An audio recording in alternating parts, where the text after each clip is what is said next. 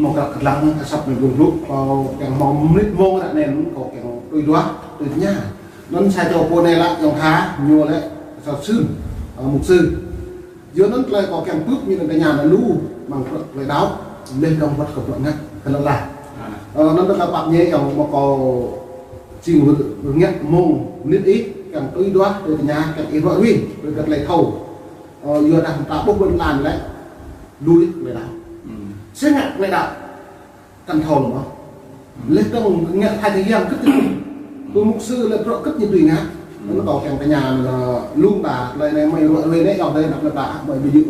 nhiều mắt cái xó bờ đại nhiều hình này con mẹ này bà đạo hòa thì cũng xong mày loại về nó lại càng tung lung càng thầu do đặt những người bà làm ta nó có như thầu là đảm màu lui thầu nó lại mày loại về nó lại hàng lại dưới này ta xài chỗ của kho cùng đô lại doan lên mục sư như này lại chơi tới lại tướng cũng tổ kho cũng tổ vừa nó lại này càng quạt nó bậc nhẹ ở con nhà cái bèn đấy nó thay cho nút đạo ấy đi nó nét là có một bờ là rồi đấy đà chỗ nền đua đà chỗ nền lẩu nhưng bạn đây một thay cho mục sư đúng cho nên lại tôi xin lại khen ấy đi vắt nút đương đi bằng bên này anh sẽ mang xin mong cô mà loại ID là nhiều team thì sẽ chỉ cho mỗi á chỉ cho này á tôi đang nhiều ngã sót là ngã sót đấy tôi đang ở vùng to và cùng với đó rằng thâu với nhau rằng lăng với nhau là phải tung phong pha nhau là rằng sẽ khát nhé khát nhiều là nhiều nhưng mà vì tục đặt ra nhưng mà vì như riêng cùng vì đủ cái chết nhiều nhưng mà vì tục đặt nó đặt tên tục đặt là sẽ chỉ một cái san rồi là bưng mít ai đây nhưng bưng mít ai đây san mà hối ai đây nhưng mà bắt nó được tả nhưng mà vì sẽ là một vì nào là một lấy hàng đó người ta như thâu là hút như po nhưng mà cái sẽ chỉ đừng tôi đi nó David cái gì sau chồng tao biết là nó ori đó chỉ khoa những cái tương quân nhá nó là nhiều David nó những bò của bên này nó bên này ori đó anh nhiều mà lẽ đó nhiều đó vậy là nhiều một cái nó vậy là nhiều ngang của thằng góc anh là về cái nào nằm gác của ta đó mình đi đặt lên chẳng gì gỡ thì chẳng gì đó nhiều chẳng được bên này gỡ anh nào tôi chính ori là dế tương quân nó khoa hẳn anh nhiều mạc và mạc mũ nữa nó mũ đi nhá nhưng là bản độ xong sinh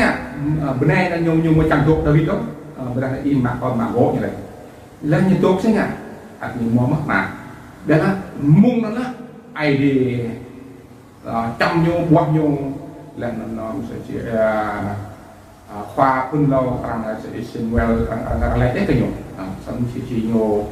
nặng như một gì nữa tôi nhiều mang cái so nhiều gọi là cong bông hoa nhiều cong bông hoa chẳng ai để bạc cái nhiều nữa phụ lần nhá từ nhà kia từ là lần bữa đó này nó chính thì dế ủng ở thằng cái nhiều mạng nó bè như này chẳng tối á nên nó việc buộc nó xả ta là buộc rất chỉ là nó đi lú thì nó có cái nhà đóng tàu chùa đấy thật là tùy đó chẳng tùy qua hem có bố được làm lú cầm núi và làm nó thổ sai cho núi đạo ấy đi lấy đống nhố nhà mục sư nó cất như gì nhá cái này đây là cái này là sẽ chỉ lìm á nó vậy giờ giờ cao hỏi nè cái nhà còn chuyên khoa bông tố đó như đi ngặt bông tố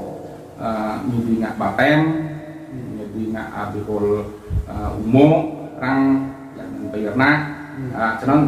như khoa bông tố đó như chuyên khoa bông tố như một lần check gì á thì lúc chúng ta đã lâu đi sẽ là một lời một lại tin rau bé bên nút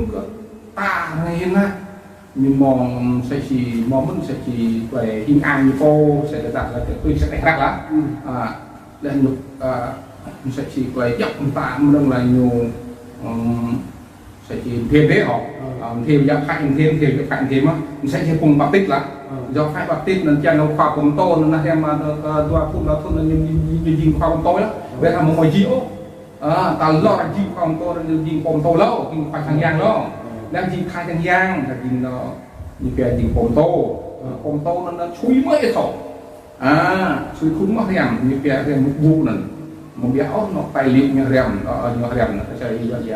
tài liệu đó cho nên rèm đuôi đang như em nó lang nhiều lên tụ tương bóng hoa nhiều nó làmเป็นem nó quy nhân thần học như cái quy nhân thần học đó quy nhân nó sẽ chỉ một bạc thun ta có còn nó nằm cùng chút thun mất đã rèm nó có gì học đồ rất như rèm đó rằng bia nó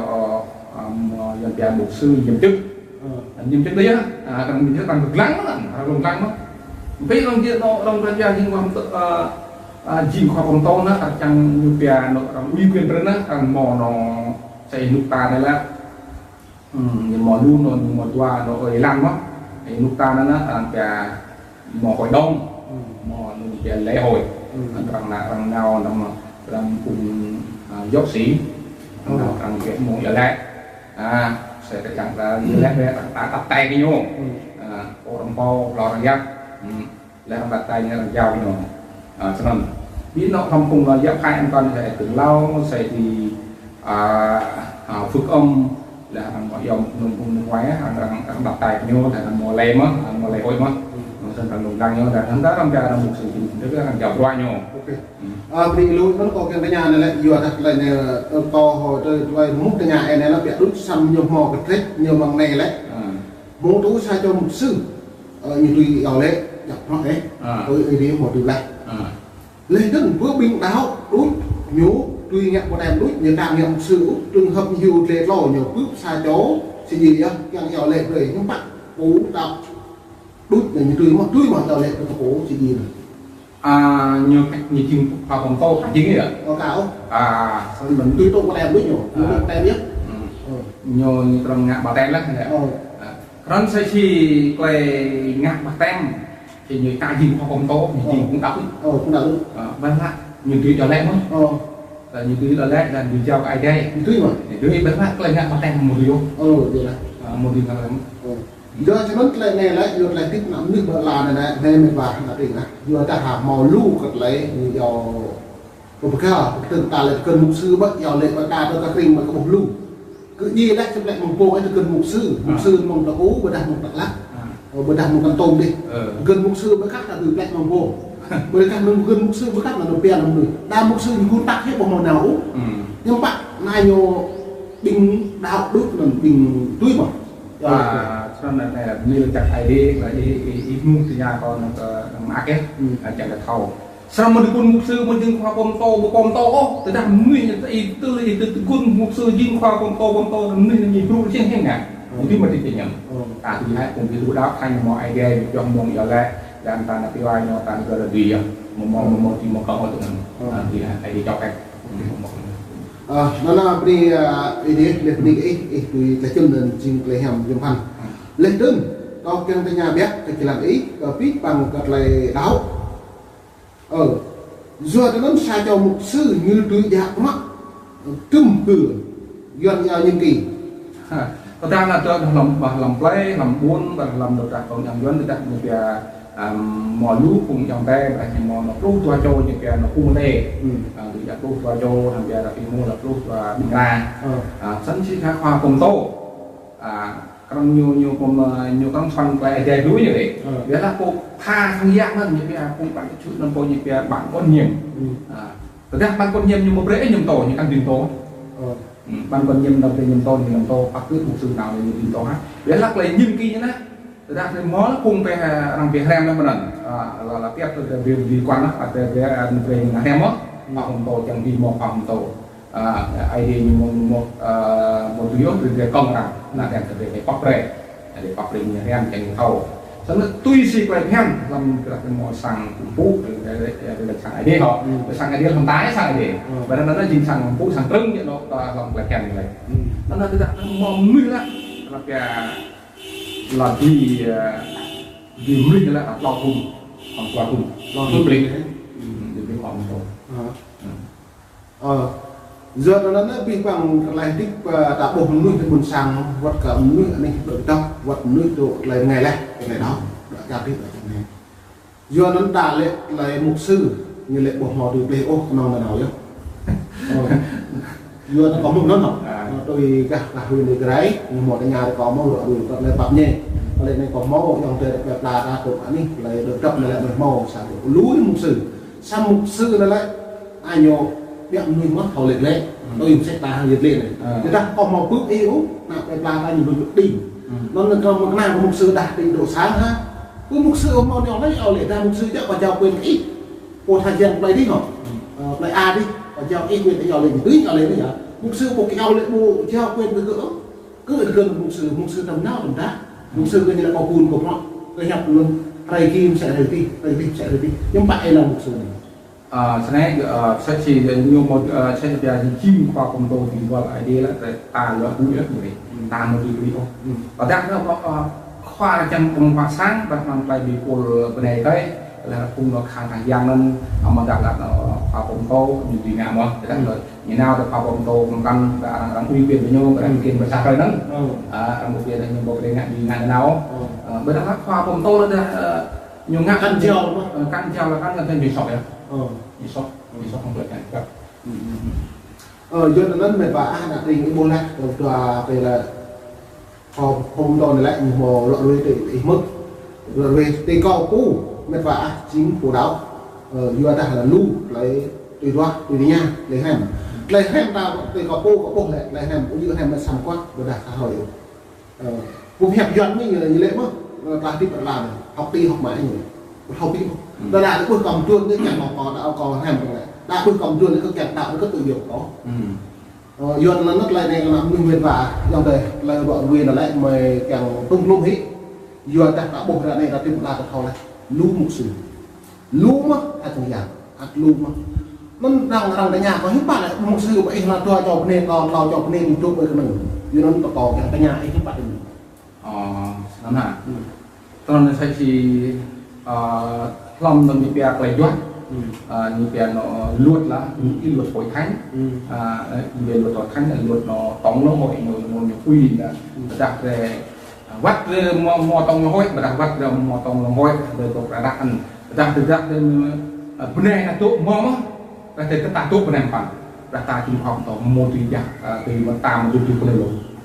cái đào của tôi như thế này ta đưa nó vừa đưa được một lần xăm bằng hạ một ít một lệ này cái năm mà hạ này rồi một ít về hạ đừng nước gặp xin lỗi như lệ là mình mặc được lại như lệ là tạo cái này bộ hấp cái này đục này từng là hiện tập như lại lên một ít một cái này sách thì khai giang Giêsu như này tầm này như này đấy nhiều bị xích chít là lúc con tôm không cùng bác sĩ như là mây mò là khoa bạc hàm mây mò là mình một ít ra nhưng mà đau có thể việc mình gan phải sọt nhố rồi nhưng mà gió nên chính cái khai giang là gì Giêsu như thế này và chắc sẽ cho chụp trong cái gì chừng mình tiền rồi đó làm đó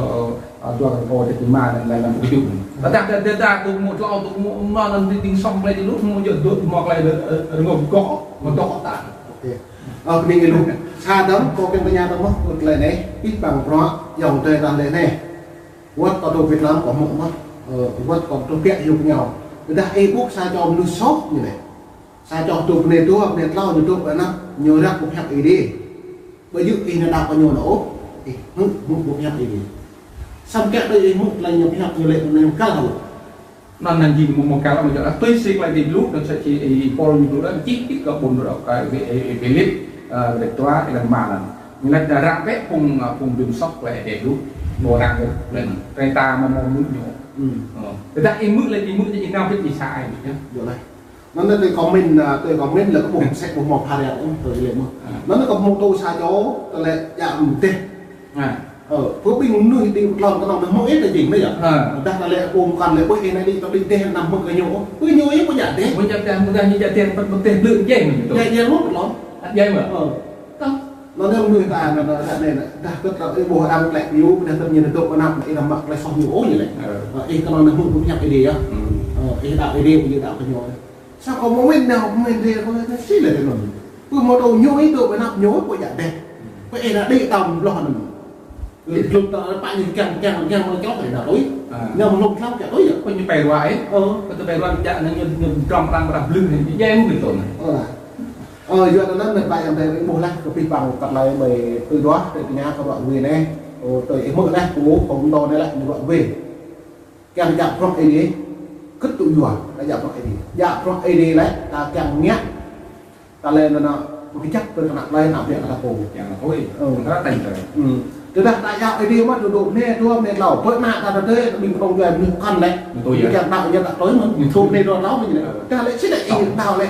anh trộm nè đoàn lẩu nhưng mà ô mục sư mới truy trộm nè đoàn lẩu truy mà mới nói là sao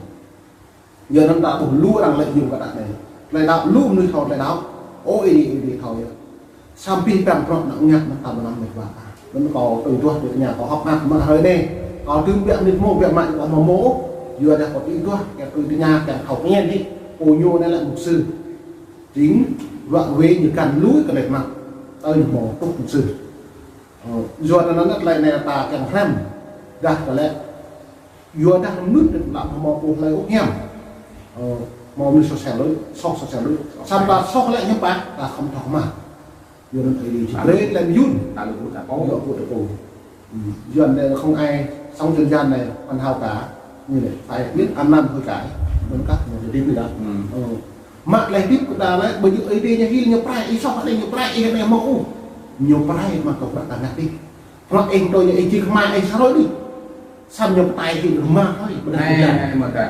có ai thế là nhiều thuật về áo ta này ấy chi ai để bạc biết là nuôi cái đằng nuôi nó đang bộ đang mặc là nó bạc đi đang cứ mà đang bạc đi là bình thường bây giờ ai đem đi nó ai đem bạc ra ô ta gì phải tìm là ai đem một đấy thì mà ok